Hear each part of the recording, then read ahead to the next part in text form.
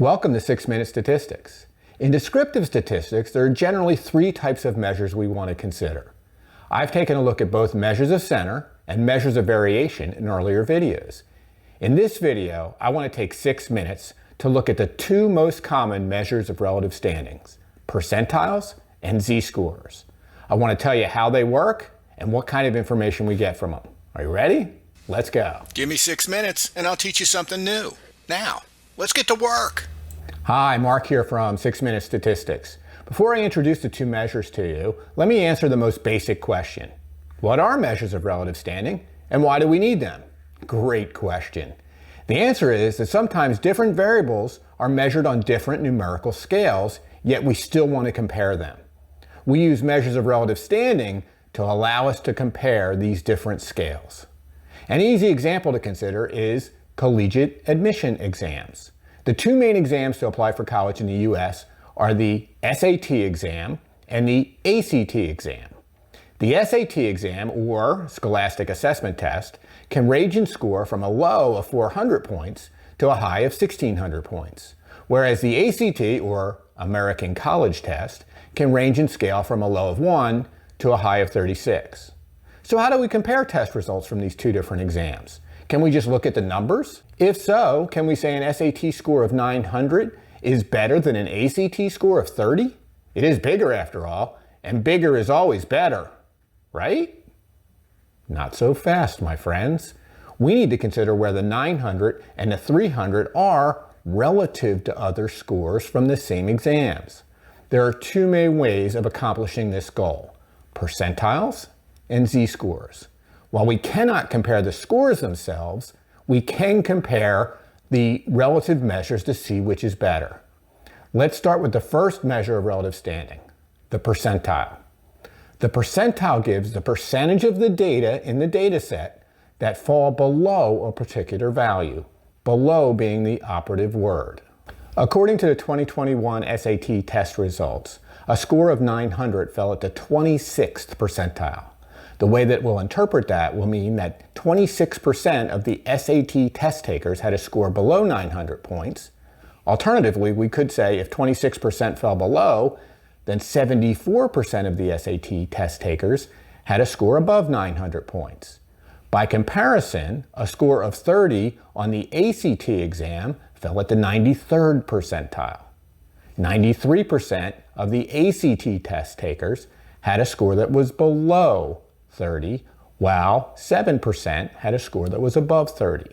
While we cannot compare the score 900 to the score of 30 on the ACT, we can compare the corresponding percentiles. The 93rd percentile of the ACT score is far superior than the 26th percentile of the SAT score.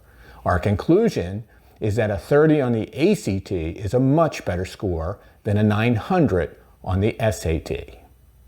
Percentiles are commonly used in many places. Our second measure of relative standing, the Z-score, is pretty unique to statistics. It tends to be a little bit more complicated than the percentile, so of course, we tend to use it a lot in statistics. For starters, there's a formula. In general sense, the Z-score gives us an observation and subtracts the mean. Then we divide by the standard deviation. So the Z-score is going to tell us how many standard deviations an observation falls from the mean. Whether it's positive or negative in value will let us know whether the observation falls above the mean, in which case it'll be positive, or below the mean.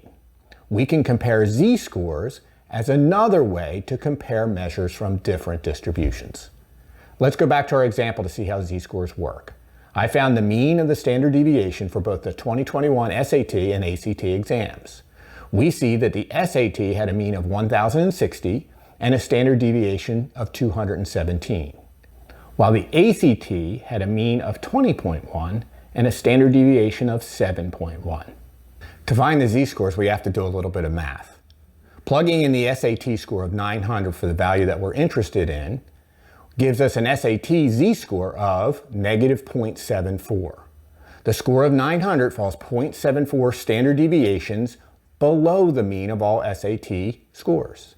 Doing the same thing for the ACT score of 30, we find the Z-score computes to be a positive 1.39. In this case, a score of 30 falls 1.39 standard deviations above the mean of all ACT scores. By comparing these Z-scores, we find that the ACT Z-score is larger than the SAT Z-score, and we make the same conclusion we did as with the percentiles. The ACT score of 30 is a superior result to the SAT score of 900. Like percentiles, Z-scores are an excellent method for comparing values that are measured on different scales. One word of caution, however.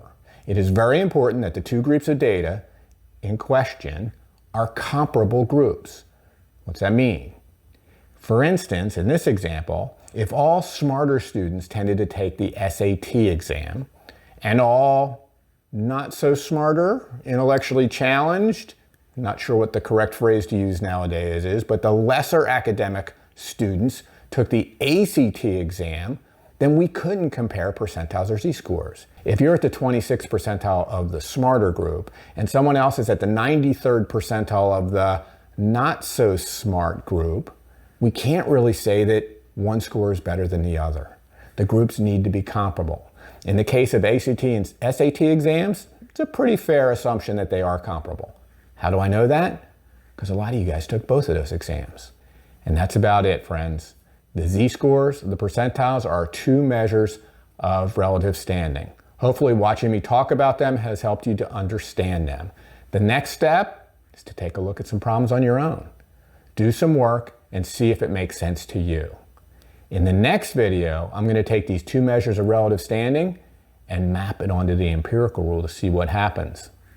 Surprisingly, it gets a little complicated, but we'll see that there. Until then, you know it's coming.